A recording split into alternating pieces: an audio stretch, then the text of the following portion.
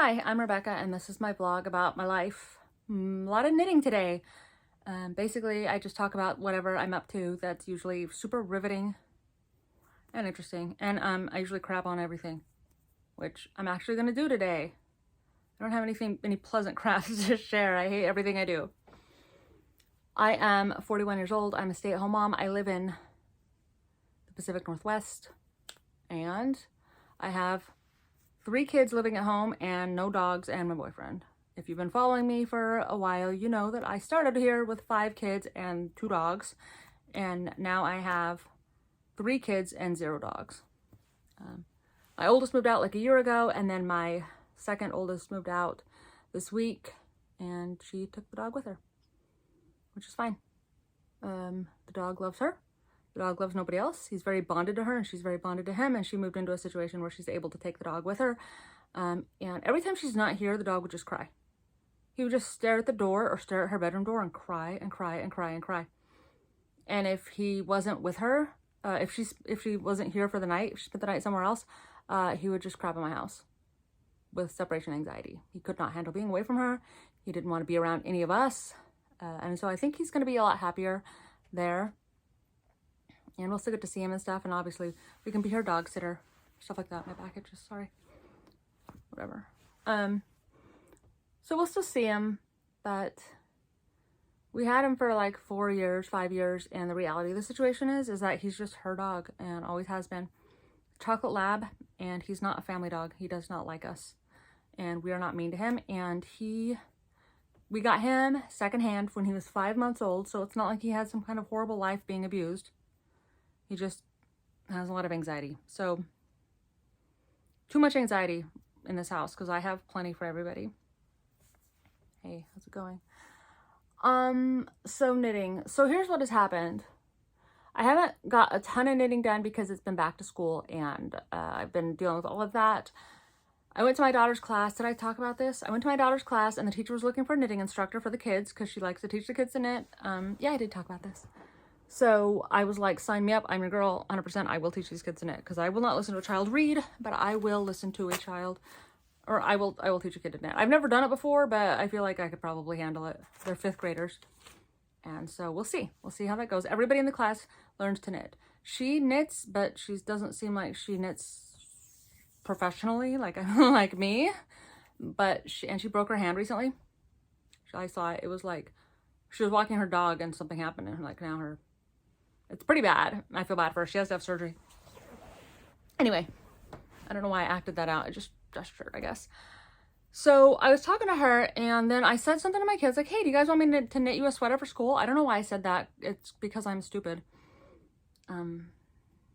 This vlog is about all of my stupid choices in life, actually. So then my kids were like, yeah. So then I did something more dumb, and I went home, and I opened up Ravelry, and I was like, pick a sweater. Don't do that. So my older daughter, she's in 5th grade, she chose the Halu sweater by Caitlin Hunter. It's a DK weight sweater, and it's very, very intricate yoke and very boxy, which cool, I guess. I mean, I like the sweater. My sister knit it, and she said that it was fun. So I'm gonna knit her that. And then my other daughter picked this sweater called something Tulip. I don't even know. I'll link it below, maybe after I get done trashing it. Here's the thing. It was horrible. I took her to the store and let her pick out her own yarn because I didn't want to spend a whole ton of money on these sweaters because I just don't, okay? And I don't have sweater quantities of DK weight and worsted weight yarn that they would want. Like, I have itchy wool, and they don't want that. And in colors they wouldn't want. So I took them to the store. So my youngest daughter needed DK weight yarn, and we couldn't find any that she liked. And so she picked neon green. I don't even know what this is. Loops and threads, I think. Soft something acrylic. It's that acrylic looking stuff. I've already used a lot of it. Regret. It's neon. It is bright. It is day glow. It is high vis. So this tulip sweater, this is neon green, okay? The color's not right. You're just gonna have to imagine. So you cast on, and the yoke goes like this around. So you knit the yoke around first. What's cool, actually, if there's anything redeeming about the sweater, I think it goes this way, is that the neckline is built in. So I guess it must go this way. The neckline is built in, and so you just pick up from here and the sleeves and the body when you're finished with this. And you see how stiff this is? Because it's supposed to be decay and it was worsted. And I was like, man, it'll probably be okay. Am I showing you the right side? Yes. The wrong side looks like this. So, but this is the right side. I guess they're supposed to look like tulips. I couldn't do it. I don't want to give away the whole pattern because it is a paid for pattern, but it is less than 30 stitches. Let's just say that. And it was so fiddly, and I hated the lace, and there's some short rows in it, and I don't mind short rows, but I didn't like it. You have to like cast on here and then knit a little second color row, and then you finish it, and then you have to graft it together. And honestly, it was just a lot of work for a sweater that she's never going to wear. You think she's ever going to wear a lime green sweater? She's like the most introverted kid in the world. She's not going to wear this. It's not going to happen. So I was like, look, please, please, please, can we go back on Ravelry and can we find a worsted weight sweater? She said yes. Praise the Lord. Don't worry, I'm still dumb. So we get on Ravelry and I type in the filters, child, worsted weight, pullover, so I'm not doing a cardigan, it's not happening, and lace, because she wanted lace in her sweater. It came up with like 39 things, and that was it, because I didn't want any color work. She picked the worst one. She picked this thing, I think it's called like Little Fern Henley. It's a worsted weight sweater, and it's got lace, and this is the first or second repeat. I think there's like I'm 1.5 repeats in with this god-awful acrylic. And I'm using size 6 needles. It calls for 8, but honestly, this is huge on size 6s. I didn't gauge swatch. I just looked at this and I was like, yeah, I'm gonna stick with 6s. So I buy this pattern. It's a paid for pattern. There's one other project and there's not any pictures of this. Like there's like 2 pictures of this sweater. And I was like, man, it'll probably be fine. And I didn't look at filters. I didn't look at anything. But at this point, I've now paid for 2 sweaters for her. And so I open it up and it is knit flat. What you do is you cast on the lace panel and you knit flat, and then you cast on the back lace panel and you knit flat. And there's no ribbing. The sweater is supposed to be, it looks like an heirloom type sweater where you're supposed to use like mohair and stuff, like alpaca fancy yarn. And then you knit it flat and seam it up so that it lasts, and there's no ribbing on the bottom. It just goes straight into the lace. And I think that's so that you can just block it all the time because you're a really good parent who has all the time in the world to knit your kid heirloom sweaters that they will just outgrow very shortly. Okay, I'm sorry, I'm not doing it. I'm not doing it. So as you can tell, I am knitting the thing in the round. I'm just following the directions in the round, and I'm not knitting the back panel in lace. It's just not happening. It's not happening. The pictures don't show that, so she doesn't even know that the back is supposed to be lace. I don't care. So you knit it all the way up, like to the armpits or something, I don't know, and then you continue the back, and then you do the shoulders and everything, and you attach the sleeves. I don't know, okay? I don't know. It's one of those types of sweaters. So I'm just going to knit both at the same time until I get to the armpits and then separate. Because I think that's going to be a lot faster, and it's not going to be as sturdy. But you know what? It's sturdy because it's made out of acrylic. Okay, it's not going anywhere. I'm not doing it flat. But the thing I don't like about the pattern is very, very short. It's not a lot of detail, but not in a lack of, like, not in a way where there's no detail because it's fancy, but more of there's just not a lot to the pattern. I have a swallowing disorder. Hold on. So it was written. The lace was written. I can't deal with written lace patterns. I cannot. I need a chart. If you are afraid of charts, don't be. I'm not very bright, and I can read a chart. Okay, like, it's easy. And once you can read the chart, you can visualize everything. It's basically a picture of the lace. You can see what you were supposed to do beforehand. And that helps you keep your place, because you're like, oh, the yarn over was 2 stitches over here, and you don't have to like read back. I can't read a written lace. I mean, I can read it. It's just confusing, and I don't know how you would stay on the right line and everything. So I had to make my own chart. And I'm going to go ahead and show you guys because A, I made it, and B, I made it. Okay? So here's the chart. If you can figure out how to make the sweater from just the chart, you didn't need to pay for the pattern. That's how I feel about it. And this chart is terrible. And you can see that. This is like past, flip 2 stitches and past the stitches over, but I didn't really know how to chart that quickly, so just did that. You can see the yarn overs. That's some extra information that I don't know how to include in a chart. I guess I could have figured it. I guess I could have done that, but the chart would have been twice as big. So all that matters is that I can read the chart. I had to make my own chart. And that sucked a lot. And it's knit flat, and I had to make a chart. It's fine. It's fine. It's coming along okay. I only cast this on yesterday, and I didn't get a chance to work on it very much. I worked on it for a few hours in the morning maybe, and then at night I added the rib because I don't want it to roll up, obviously, even though I hated doing the rib. And it looks kind of weird with the rib. It doesn't really, oh, maybe it does match up a little bit. I don't know. What do you guys think? Not that it matters. I'm not ripping it back out or anything. I don't know. It is what it is. It'll work. I'm making it work. Okay. I'm going to knit the sweater because I said I would. Now, neon green. My other daughter, because she hates me, I took her to the yarn store too because I'm dumb. And I was like, here, pick out some yarn for your Halu sweater. That's about the color it is.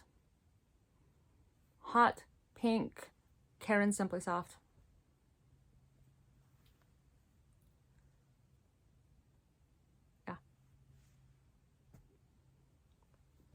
I'm not looking forward to that at all. Not looking forward to that at all, actually. I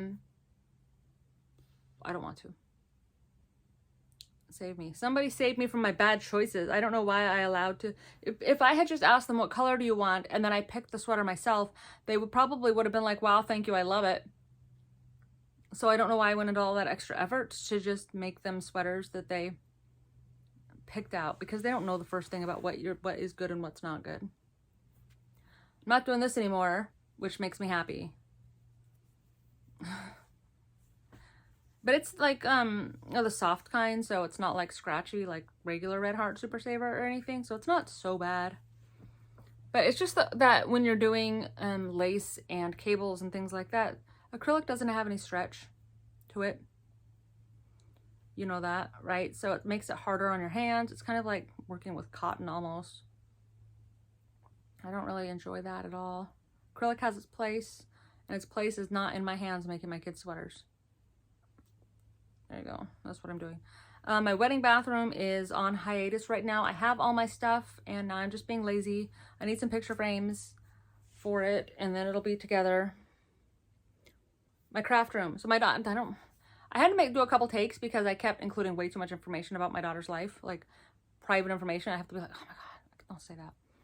Craft room. So I'm getting a craft room. My daughter moved out, and my son is taking her bedroom, which would be an amazing craft room. It's a master bedroom, a junior master, and so it's pretty small, but it has a really big bathroom and it has a big walk-in closet. How great would it be to have a bathroom in your craft room?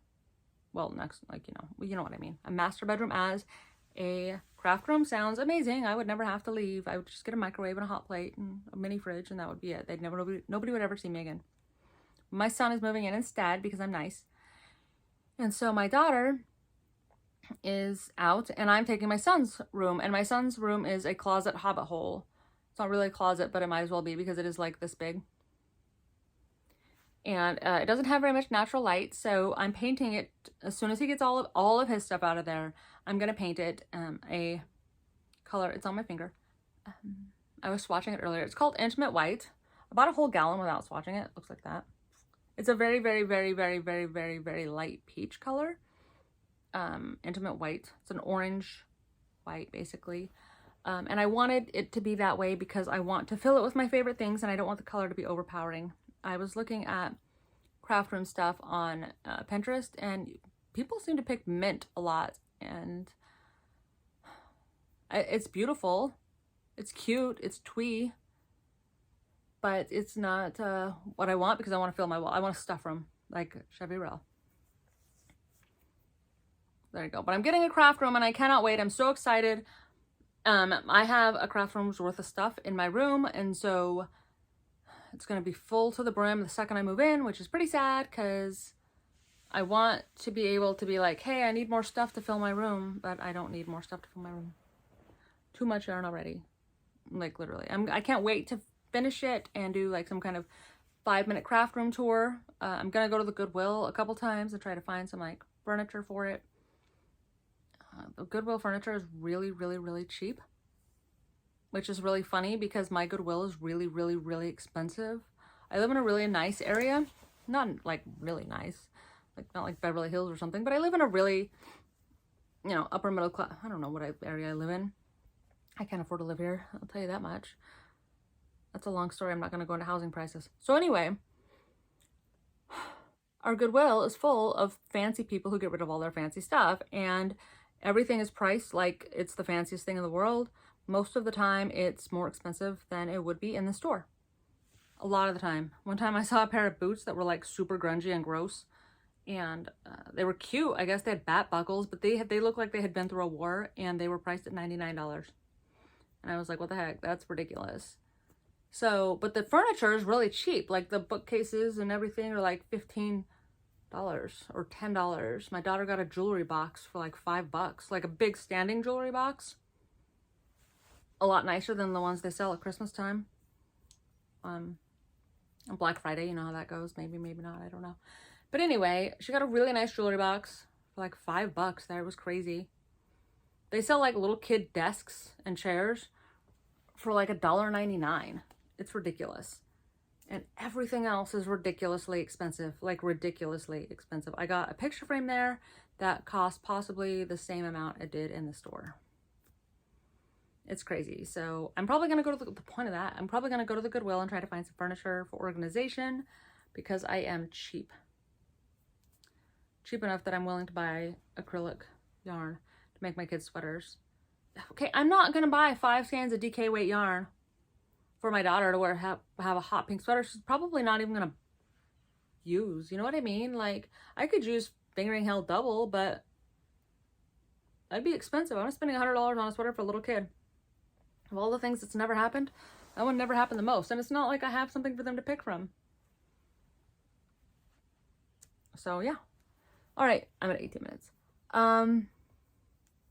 Moving into my craft room. My kids started school today. It's been fantastic. I spent about 2 or 3 hours cleaning my house, which needed to be done because my kids have been here all summer long. And then I took a nap.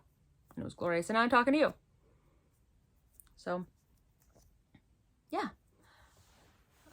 Nothing else is going on in my life. And I haven't insulted anybody, I don't think, in this whole podcast vlog so far. So that's good. It's not been going well for me lately there in that regard.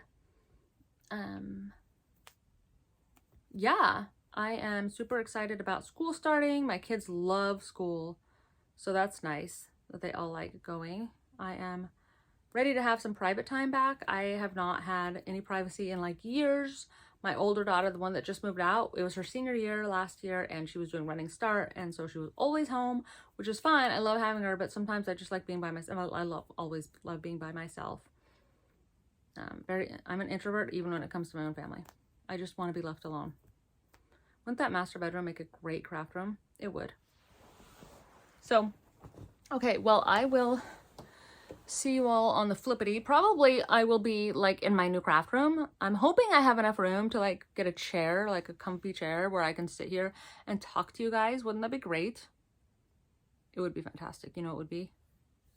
And I think that it's going to be cool because the peach is going to be a great background. It's not going to be distracting. It's going to be nice for like skin coloring. It won't make me look green or washed out like a green would, or not super red like a red would. You know what I mean. So if you have a craft room, tell me all about it because I want to hear about it. Follow me on Instagram. I follow people back. I want to be friends. I don't want to be an influencer. I want to be friends. So follow me on Instagram and I follow back. Let's follow each other on Instagram. That's what I should say because I will follow people back. That's that. I will talk to you guys later. And I hope you guys have a lot of crafting time to knit fun stuff that's not acrylic. Okay, all right, bye.